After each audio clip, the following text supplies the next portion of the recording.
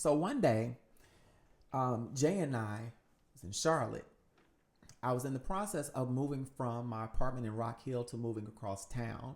Number one, to get away from my ex. Number two, to get away from the church that I was in at the time because some members of Faith Temple had started actually stalking and harassing me because I had left that church. And to think that was 16 years ago, oh my God.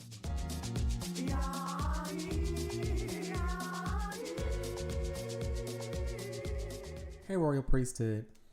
I know it's been a couple of weeks since we've talked about my transition journey. I hope your holiday was well, and I hope that everything is going well with you.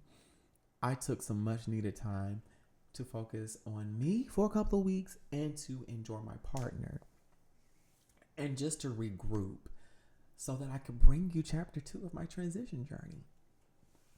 Now, after the whole fiasco of me in the church concerning me going to do drag in South Carolina, I was still determined that I was going to live by my own terms, regardless of what the church wanted. Now, mind you, I was going to Faith Temple in Rock Hill. They're under a different name now. And I ended up distancing myself from the people that I was close to in that ministry because they couldn't accept me for who I was. I had not yet started identifying as trans, but I felt that I was more androgynous because I knew that I didn't fit the standard for what I was supposed to be concerning my assigned gender at birth. And I knew that my expression went beyond that, but I didn't have the language and I didn't know any other people like me. So during the course of this whole transition, this journey of discovery, I started dating a man named Dice.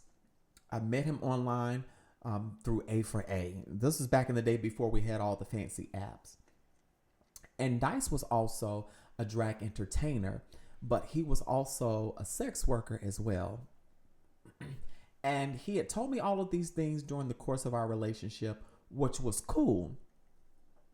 And I realize now that was actually my first open relationship.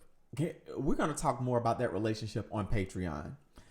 Now, Dice and I had dated for a while, and during the course of our relationship, we both decided that we were going to go to the club together in drag. And leading up to that moment, Dice and I would practice makeup, and in that process, he was helping me get the makeup that matched my skin tone, that matched my hue. He was helping me do the whole contouring for a more natural beat instead of a drag beat, because in theater makeup class, I learned the basics about doing stage drag makeup or doing theater gender reversal makeup. And so I wanted to look more natural, or as the girls would say, more passable or more real. And he was helping me do that. And he would let me borrow his wigs, let me borrow some of his outfits that would fit me in order to see how I could match my style, how I could articulate my style. And so in preparation for us going to a club in Charlotte, North Carolina, he gave me this pink dress. It was like one of those dresses that it tied up here, and it showed a little bit of cleave. Now, mind you, I didn't have no cleavage at all because I was a flat-chested person back then. But we were able to do contouring on my chest that gave the appearance of cleavage. And he also helped me change the structure of my face with the makeup. He arched my eyebrows down, and at that time, a lot of us that did drag for fun wasn't necessarily doing the eyelashes at that point. At least I hadn't discovered the art of eyelashes yet. So during that time, he got some mascara for me that really accentuated my eyelashes. And he helped me stage it up real nice. The other thing that I needed to get it was shoes. Had the perfect tucking underwear for me. Worked wonderfully. So at that point, I had bought these silver shoes. They were like a half a size too big, so I had to stuff some cotton in them and like get some supports that'll make them fit on my feet. And I ain't gonna lie, they wore me out that night because that was my first time really wearing a more stiletto type heel at that point. As where the first time I did drag, I wore a wedged heel. So Dice and I, we get ready to go to the club. And we finally get to the club. And as soon as we walk into the club, pay the club entry fees, we get our drinks. I'm standing beside Dice, and a guy comes up to me and approaches me. He was like, "Hey, what's your name?" At this time, I was still going by Dominique Dubois. And I told him, I said, "Oh, my name is Dominique, but I'm here with my partner, with my significant other." And I introduced him to Dice. And I introduced him and called Dice's drag name at the time. So Dice was like, "Hey, how are you?" And unfortunately, Dice had a little jealous mean streak. And it took me off guard. And it really caught me off guard.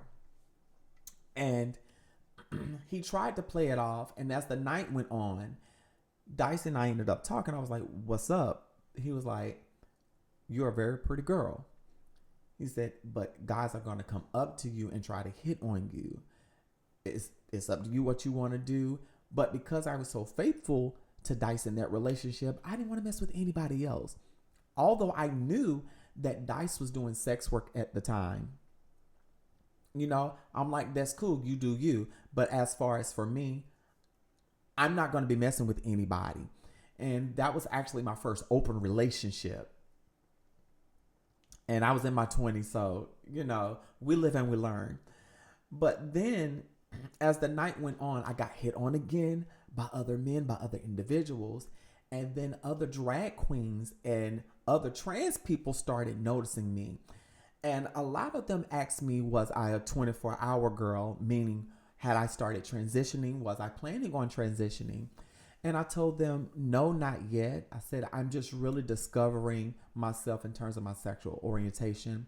So I wanted to take time to figure out what I really wanted to do. And one of the drag queens that I spoke to, she was like, "You know, that's very wise for you to do." She's like, "Because transitioning is not for everybody, you know." And at that time, again, I didn't know any trans people. And for me at that time, I didn't and couldn't differentiate between who was trans and who was doing drag, because in my mind, because of indoctrination and me being so sheltered by religion, I thought it was all the same thing. However, I did have a friend who was more so non-binary named Rod. Rod and I had been hanging out throughout college, and he was one of the first people that I knew was non-binary or didn't fit. And some people would have called him androgynous, but now that we have the language now, he was non-binary, but his pronouns was still he, him. And he had finally seen me in drag that night, and he was like, "Girl, you look good. I didn't recognize you." I was like, "Yeah, this is just something I'm trying and stuff." And so in that process, I started seeing another level of beauty for me. But as the night went on, Dice and I were headed home, and we were recapping the night. And as we neared home, Dice began to get upset because of the attention that I got that night. And we had a nasty argument, which would be one of many that we had, concerning me dressing in drag, concerning the aesthetic that I had. And it was at that point that I knew that not only was I beautiful outside of drag, but I was beautiful in drag. And I liked how I looked in makeup. And it was at that point that I knew that my confidence bothered my now ex. And we tried to make it work. And we ended up dressing in drag again later on. And we went through a drive-through at McDonald's. And some guys were trying to hit on us, but we were ignoring them because we were in drag. And we did not want to get trans bashed. We did not want to get gay bashed or anything like that. So when we ignored them, the guy said, "Oh, y'all two lesbians anyway. We don't want y'all." And, we carried on our business. But because of the jealousy and the issues that Dice and I had, I ended up breaking up with him. And shortly thereafter, I left the church altogether that I was in. I hadn't yet left Christianity all the way yet, but I had stopped identifying as a Christian and just started going as a spiritual person, which I'm still a spiritual person. Although I'm an atheist, I'm a spiritual atheist. And so, and I know I'm going quickly with this. I don't want this episode to be too long. But after I broke up with Dice, I stayed single for a couple of months. And I started making friends. I met a new friend. And we are still friends to this day. I'm going to call them March Twin because our birthdays are in the month of March. And friend, love you. Thank you for all that you did for me during that time. And I had just left the Church Faith Temple and I had met my friend Jay. Jay and I had told Jay, I said, well, Jay, I said, I think I want to start doing drag and be a drag entertainer. I said, but I want to meet other people in ballroom and in the drag scene. So Jay was like, I have a friend that does drag. And I'm going to refer to this person as Miss P. So one day, Jay and I was in Charlotte. I was in the process of moving from my apartment in Rock Hill to moving across town. Number one, to get away from my ex. Number two, to get away from the church that I was in at the time because some members of Faith Temple had started actually stalking and harassing me because I had left that church. And to think that was 16 years ago, oh my God. And it was a lot that went on in that time. So I really couldn't really focus on doing drag like I wanted to because it was just so much going on. But throughout all of that, being the person that I was at the time, I had started dating another guy whose birthday was also in March, okay? And I'm just going to call him KT. KT, he was a handsome guy. And he had just gone through a tumultuous breakup. And he liked people who did not fit the gender binary. And I enjoyed dating him. We weren't necessarily in a relationship. We just dated. And through him, he ended up buying me my first actual dress. It was a Coogee dress. It was black, had the Coogee labeled on it. And it had this little frill on the left side of it. And he ended up buying me these open-toe shoes, some little slingback heels. And he brought me one of my first wigs, which was a Brooklyn girl wig. It had a nice little bang with a swoop on it. You'll see that picture on the video. And so I was like, okay, cool. I still had some makeup left over from when I did drag before. I still had my theater makeup. But at this point, it was time for me to upgrade. So KT and I would go to the club. I would be dressed up, dressed real nice. And he was happy to have me on his arm. But due to certain circumstances, KT and I ended up, no longer being an item. But I still continued to do drag. And I started hanging out with Miss P and my friend Jay a little bit more. And so while I was hanging out with my friends Jay, they had started calling me Bridget, as reference to Bridget Nielsen, because of my old nose that I had at the time. And it was like, girl, it's the nose thing. So I ended up changing my drag name from Dominique to Bridget, because that's also still my nickname with my friends, Bridget. So start hanging out with my friend Jay, March twin. Jay is like, Bridget, you need to start hanging around Miss P more. So I finally started hanging around with Miss P more, and she became my drag mother. And so she showed me the basics about the pageant world, about being a drag entertainer. And we would do what we called house pageants. And with house pageants, we use those as a way to prepare for actual pageants in the drag scene. And through that, I started getting my clothes together, started buying new clothes so I could really get into drag. And we started finding numbers for me to do, different songs for me to do. And my drag career had a very rough start because I didn't know the basics. And in hindsight, I realized there were some instances where I was made to look like the ugly duckling. And during this time, there was another newcomer.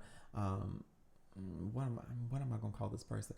I'm going to call them Miss T. Miss T had joined the fold as well. Miss T was this tall, light-skinned butch queen. And, we had became friends because we ended up being roommates in a place that I had moved to once I had left Rock Hill totally and had moved to Charlotte. So we started both doing the drag scene together, and I had started honing my craft as a drag entertainer and really had started getting bookings under the name Bridget P. I'm not going to give the last name because I don't want to get sued or anything like that. But for those who knew me back then, y'all remember Miss Bridget Denise P, okay? And so I had started performing. Now, my first drag number was the disco version of One Night Only. I had also sang live and did different things. So I started connecting with other people that did drag and met a couple of other friends. And I met this guy named John. John saw how it was being done by Miss P and Miss T. And on the side, he was helping me hone my drag career and helped me really get into my makeup and helping me shape my femininity as a drag entertainer according to what I wanted for me.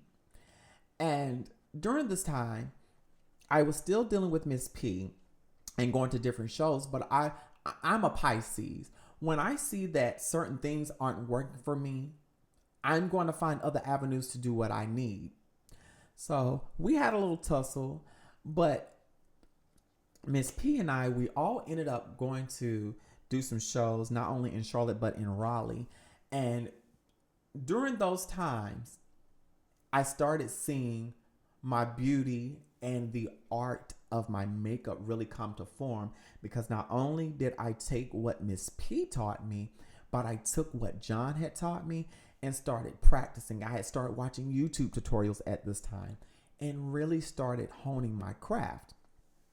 And while all of this was going on, I had also met a new pastor through Jay. I'm going to call him Pastor Jerry. I met Pastor Jerry and my good Judy JB. JB3 know who I'm talking about. And through this, I was telling JB, I said, I'm really enjoying my drag career. I want to take this further. I said, but I really feel like I want to dress up 24/7 instead of just during drag. Like, I feel like I am a woman. I said, but I'm not sure. I want to try dressing up 24/7. So at this point, I started going out as a woman more, dressing in drag. And I would go out to dinner, but I was scared to use the public restroom because I was scared of being attacked. So when I wanted to go out to eat, I would ask a friend to go out with me to be my cover. And sometimes I would ask my friend Rod to go with me. And Rod would go with me. Sometimes Jay and the crew would go with me. Sometimes Miss P and other people would go with me because I didn't want to be alone. Now, at this point, by me dressing 24/7, except for work, I was going to church with Pastor Jerry and JB as a woman. But then push came to shove. to where one night, John, another friend, and I, Miss T, and a couple of other people, and we had ended up going out to a Denny's one night. And while we're there, we waited 15 to 20 minutes for the server to come and serve us after we sat down, and they never came to service. And this was one of the first instances of me experiencing transphobia in a restaurant. I didn't know what type of discrimination it was at the time, but I knew it had to do with the fact that we were LGBT. And now that I've gotten older and have grown in my transition, I realized it was transphobia. So as we're leaving the restaurant, this man and his wife run into us, and he asked us, were we transgender, or at the time they were calling trans people transsexuals. I'm like, no, we're just drag queens and all of that. He was like, oh my gosh, I want y'all to play a prank on a friend of mine. And we started looking at him because I'm like, sir, you in front of your wife. And we all start looking at each other. And it's like, what? But my friend John was like, nah, we're not interested. We're just going to move on. But he wanted us to do a prank on his friend. And it was really given some R-wordy type stuff. And it made all of us uncomfortable. So my friend John and the other guy that was with us, they quickly ended the conversation, and we hurry up and went to the car. And I know I'm going through this quickly, but it was a lot of new experiences for me. And that really showed me how weird cisgender men and the cisgender community, how those people are concerning people who do not fit the gender binary, towards us gender non-conforming and trans people. And we continued on about our merry business. Now later on, as I continued in this journey of my transition and me doing drag,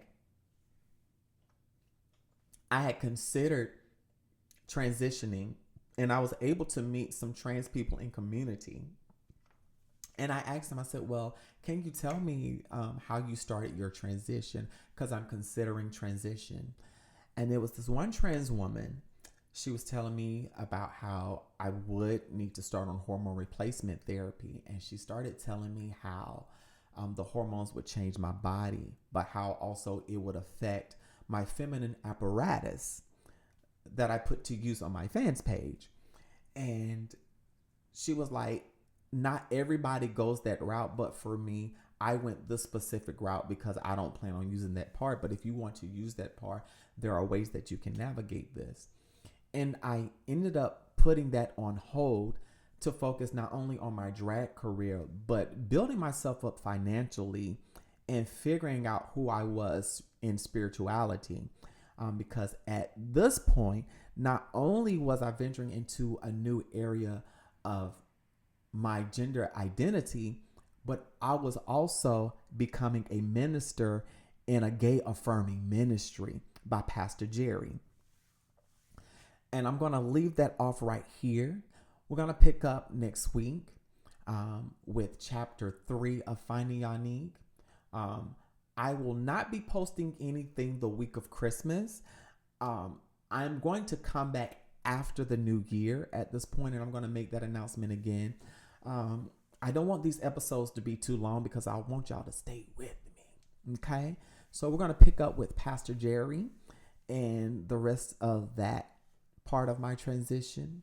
So far, tell me what you all think. Let me know your thoughts. And please, please, please, I would like to hear about your transition journey.